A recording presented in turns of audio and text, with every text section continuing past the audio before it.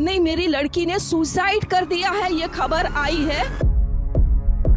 हाथ जोड़ती रही, माँ बाप हाथ जोड़ते रहे, हमें एक बार दिखाओ, हमारी बच्ची का मुंह एक बार दिखाओ। हमको नहीं दिखाया गया। बच्ची का शरीर में कोई कपड़ा नहीं था, पैर दोनों राइट एंगल में मिला गया।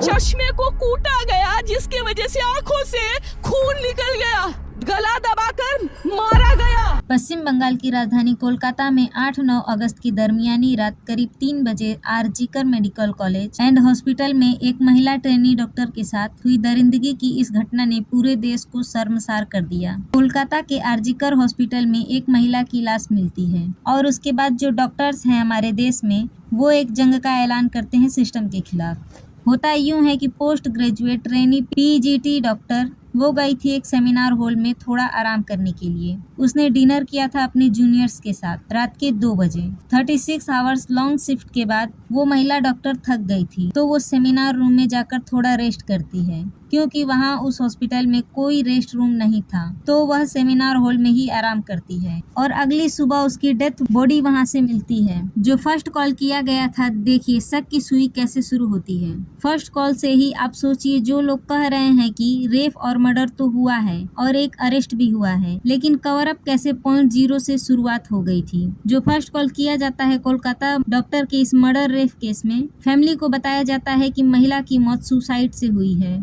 और यहीं से पूरी कहानी शुरू होती है।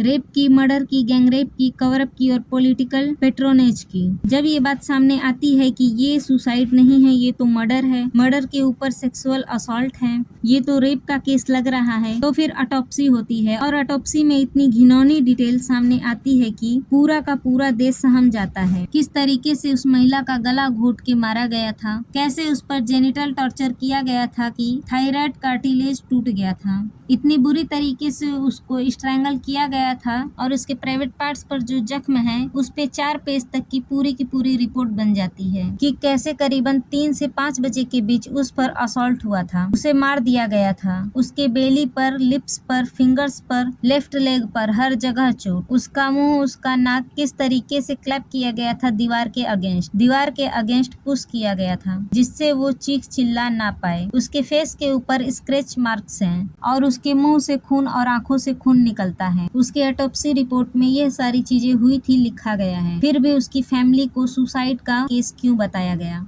और जब उनको सुसाइड का केस बताया गया तो सुसाइड के बाद उनकी बेटी की बॉडी क्यों नहीं देखने दिया गया? उनकी माँ का कहना है कि मैं उनसे गिड़गिड़ाती रही, भीख मांगती रही कि मुझे अब अपनी बेटी का शव तो देखने दो। अगले दिन के 2 बजे यानी कि मौत हुई थी, उसके करीबन 12 घंटे बाद उसकी माँ को डेथ बॉडी देखने को दिया गया। लोग आक्रोशित हुए, डॉक्टर्स खास करके आक्रोशित हुए। स्ट्राइक पर जाने की बात हुई, कोलकाता पुलिस पर और शासन पर प्रेशर हुआ तो इन्वेस्टिगेशन शुरू हुआ और एक ब्लूटूथ डिवाइस जो शव के पास मिला था उससे एक्यूज्ड को पकड़ा गया। एक्यूज्ड कौन? तो ये है एलिज्ड एक्यूज्ड, और इस बात को कोई मानने को तैयार नहीं है कि ये संजय रॉय ही ओनली एक्यूज्ड है, लेकिन एक एक्यूज्ड को अरेस्ट किया गया। हो सकता है इसके पीछे बड़ा षड्यंत्र हो। संजय रॉय सीसीटीवी फुटेज में दिखाई देता है, सेमिनार हॉल के आसपास भी मंडराते हुए भी दिखाई देता है और फ्राइडे की सुबह अर्ली मॉर्निंग यानी कि भोर सवेरे हॉस्पिटल एरिया से निकलते हुए भी दिखाई दिया। पुलिस जब पूछताछ के लिए बुलाती है, पूछताछ होता है, तभी सारे लोगों के मोबाइल फोन ले लिए गए। संजय रॉय के फोन को जो शव के पास से ब्लूटूथ डिवाइस मिला था उसे कनेक्ट किया गया तो वो इमीडिएटली उसके फोन से कनेक्ट हो जाता है। तो सर्कमस्टेंशियली एविडेंस काफी था और उसको अरेस्ट कर लिया गया। अब ये जो संजय रॉय कैरेक्टर है ये बहुत इंटरेस्टिंग है। ये तो अपने आप को ऑलमोस्ट कोप ही समझता था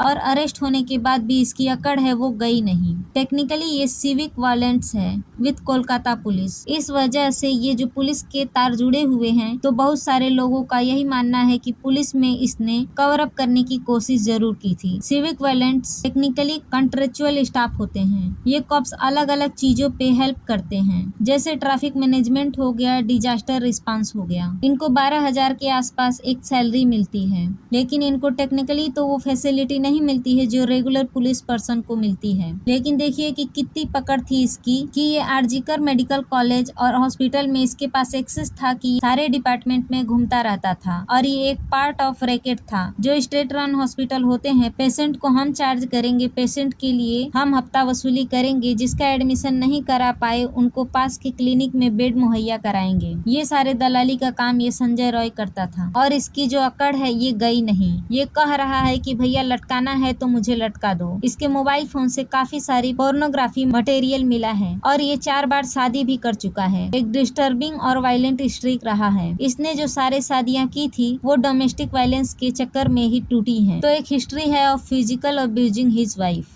लेकिन देखिए तब भी पुलिस में इसको एक्सेस मिल गया, इसीलिए वहाँ के लोग कोलकाता पुलिस पर बिलीव नहीं कर रहे। इसीलिए कोलकाता हाई कोर्ट ने स्टेपिंग करके ये पूरा मामला इमीडिएटली सीबीआई को हैंडल कर दिया। अब ये सीबीआई इस मैटर को प्रूव करेगी।